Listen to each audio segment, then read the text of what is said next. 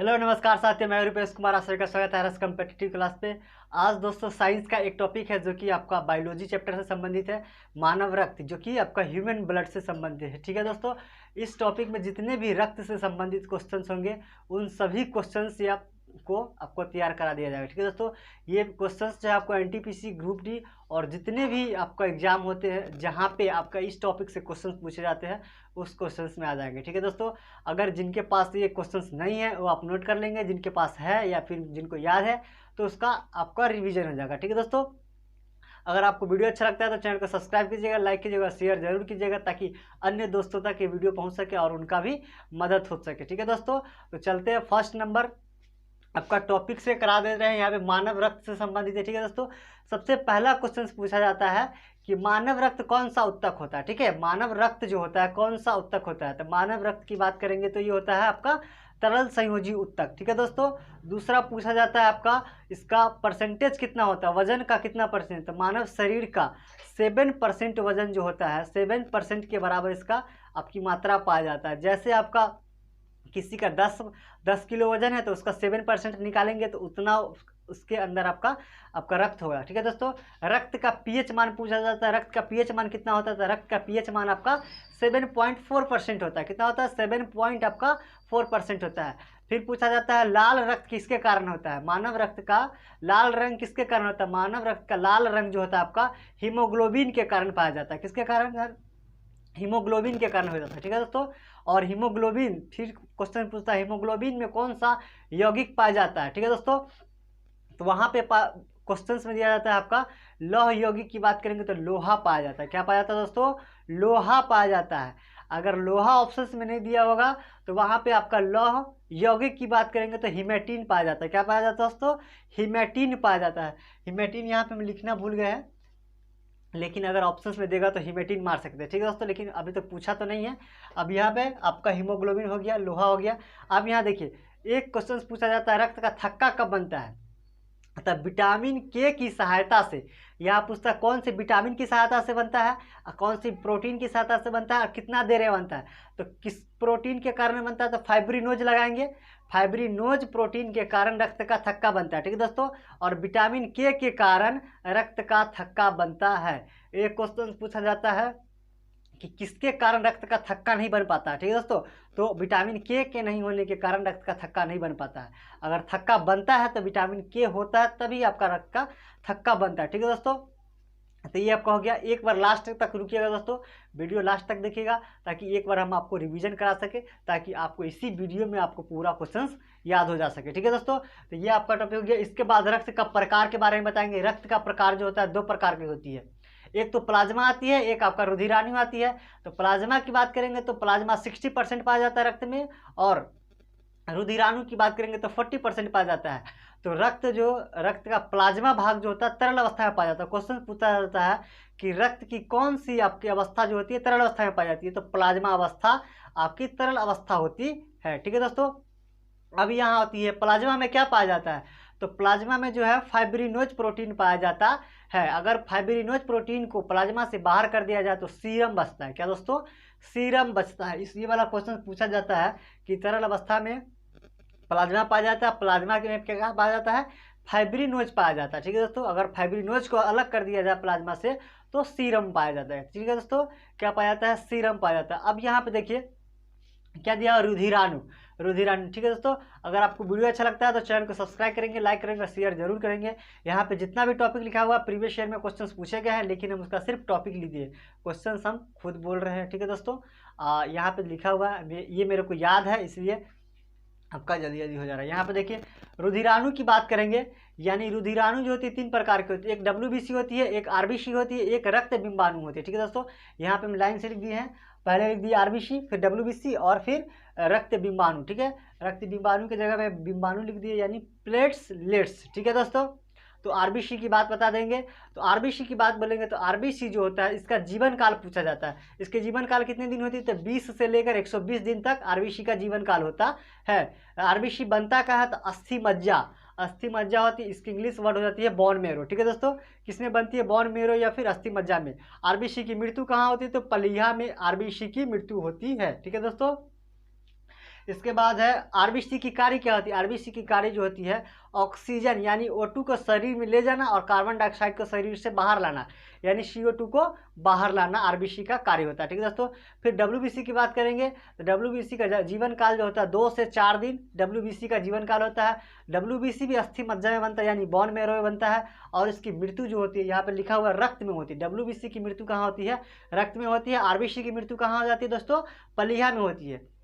और यहाँ पे डब्ल्यूबीसी का कार्य क्या है, रोग प्रतिरोधात्मक क्षमता को बढ़ाना। ठीक है, यानी रोग से लड़ने के लिए आपका डब्ल्यूबीसी का कार्य होता है। रक्त बिंबाणु की बात करेंगे, रक्त बिंबाणु का जीवन काल कितना दिन होता है, 2 से 5 दिन रक्त बिंबाणु का आपका जीवन काल होता है। रक्त बिंबाणु जो होता है रक्त को थक्का बनाने के लिए जिम्मेदार होता है। किसके, रक्त को थक्का बनाने के लिए रक्त बिंबाणु जिम्मेदार होता है। रक्त बिंबाणु कहाँ बनता है, तो ये भी आपका अस्थि मज्जा में बनता है। इसकी मृत्यु कहाँ होती है, कहाँ मृत्यु होती है, पलीहा में मृत्यु होती है। यहाँ पे दोस्तों थोड़ा सा जगह नहीं था तो इसी के हिसाब से देख लेंगे, बनता कहाँ तो अस्थि मज्जा में, मृत्यु कहाँ होता है तो पलीहा में, कार्य क्या होता है तो रक्त का थक्का बनाना इसका कार्य होता है। ठीक है दोस्तों, तो ये आपका टॉपिक है। तो क्वेश्चंस नीचे छूट गया था रक्त बिंबाणु का, आरबीसी का तो नीचे लिख दिए हैं। तो आरबीसी की बात करेंगे तो आरबीसी में केंद्रक नहीं पाया जाता। ठीक है दोस्तों, आरबीसी में क्या जाता है, केंद्रक नहीं पाया जाता है, लेकिन अपवाद स्वरूप जो होता है आपका क्या बोलते हैं, ऊंट और लांबा में पाया जाता है केंद्रक। ऊंट और लांबा में आरबीसी तो पाया जाता है लेकिन उसमें केंद्रक भी पाया जाता है। आरबीसी में क्या पाया जाता है, केंद्रक नहीं होता है, लेकिन ऊंट और लांबा में केंद्रक पाया जाता है। ठीक है दोस्तों, रक्त बिंबाणु की बात करेंगे तो केवल मानव में पाया जाता है और स्तनधारी में पाया जाता है। स्तनधारी वो होते हैं जो बच्चे को जन्म देते हैं, क्या हो जाते हैं, स्तनधारी हो जाते हैं। ठीक है दोस्तों, चलते हैं आपका नेक्स्ट टॉपिक पे। हाँ दोस्तों, वीडियो लास्ट तक देखिएगा, एक बार आपको रिवीजन कराएंगे। अगर आपको वीडियो अच्छा लगता है तो चैनल को सब्सक्राइब, लाइक, शेयर जरूर कीजिएगा ताकि और सारे दोस्तों को मदद मिल सके। आपका भी रिवीजन हो जाएगा अगर आपको याद है तो। यहाँ पे देखिए रक्त समूह यानी ब्लड ग्रुप की बात करेंगे। ब्लड ग्रुप की खोज किसने की थी, तो कार्ल लैंडस्टीनर ने आपकी रक्त समूह की खोज की थी। ठीक है दोस्तों, रक्त समूह की खोज किसने की थी, कार्ल लैंडस्टीनर ने की थी। कब की थी, 1900 ईस्वी में की थी। कब की थी, 1900 ईस्वी में की थी। और खोजकर्ता कौन है, लैंडस्टीनर, और लैंडस्टीनर ने 1900 ईस्वी में की थी।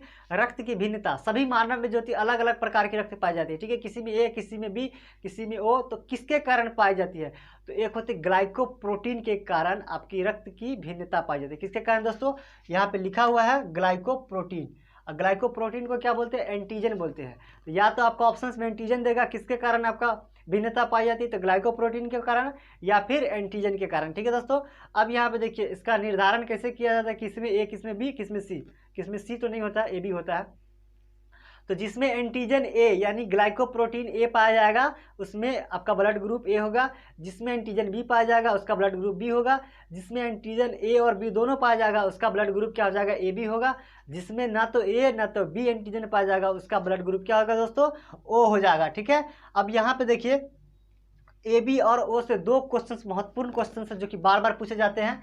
यहाँ पे देखिए ए बी जो होता है सर्वग्राही होता है, यानी कभी भी अगर किसी का एक्सीडेंट या कुछ होता है तो ये जिसका ए बी ग्रुप का रहता है वो किसी से भी खून ले सकता है। ए बी से भी ले सकता है, ए से भी ले सकता है, बी से भी ले सकता है, ओ से भी ले सकता है। और यहाँ पे सर्वदाता यानी ओ जो होता है किसी भी को भी ब्लड दे सकता है, ए को भी दे सकता है, बी को भी दे सकता है, ए बी वाले को भी रक्त ओ वाले सर्वदाता कह जाते हैं, यानी खून दे सकता है। ठीक है दोस्तों, तो यहाँ पे ये दोनों क्वेश्चंस भी आपको याद रखना है। अब यहाँ पे देखिए एक है आरएच फैक्टर। दोस्तों आरएच फैक्टर की बात करेंगे तो आरएच फैक्टर की खोज किसने की थी, लैंडस्टीनर ने की थी और वीनर ने मिलकर की थी, दोनों ने की थी। लैंडस्टीनर और वीनर ने खोज की थी और कब की थी, किसके द्वारा की थी, तो 1940 ईस्वी में किया था और सीरस नामक बंदर पे किया था। ठीक है दोस्तों, कभी कभी सीरस नहीं देता, सिर्फ बंदर दे देता।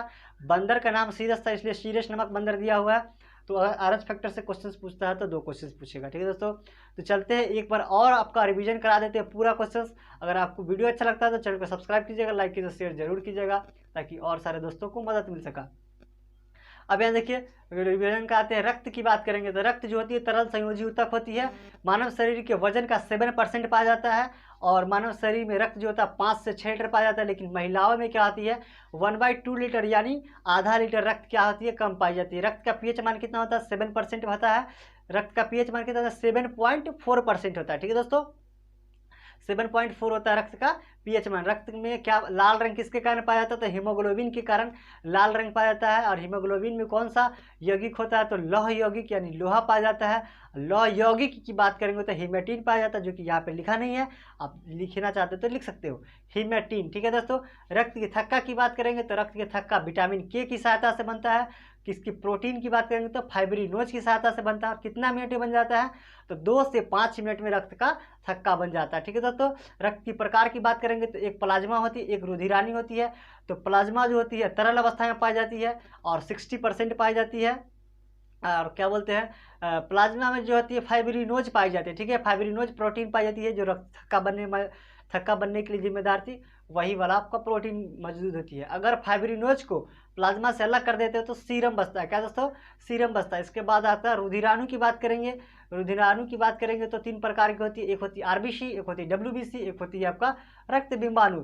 आरबीसी की बात करेंगे तो आरबीसी का जीवन काल 120 से लेकर 120 दिन तक होता है। इसकी अब बनता क्या है? तो अस्थि मज्जा यानी बोन मैरो में बनता है। और मरता कब है? क्या मरता का है? यानी कब्रगाह जिसे बोलते हैं, यानी मृत्यु पलिया में होती है। ठीक है दोस्तों। आरबीसी में क्या होता है? केंद्रक नहीं पाया जाता है, लेकिन अपवाद स्वरूप लांबा और ऊंट में आपका पाया जाता है। ठीक है दोस्तों। डब्ल्यूबीसी की बात करेंगे, डब्ल्यूबीसी का जीवन काल 2 से 4 दिन तक होता है। आरबीसी भी आपका अस्थि मज्जा में बनता है और मरता का है? इसका रक्त में मर जाता है। ठीक है। इसकी कार्य क्या होती है?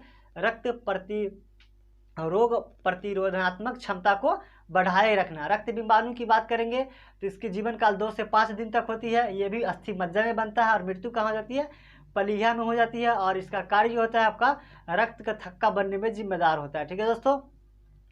और रक्त बिंबाणु की बात करेंगे तो मानव में पाया जाता है, केवल मानव में और स्तनधारी में। स्तनधारी क्या होता है? जो बच्चों को जन्म देता है वो स्तनधारी होता है। ठीक है दोस्तों।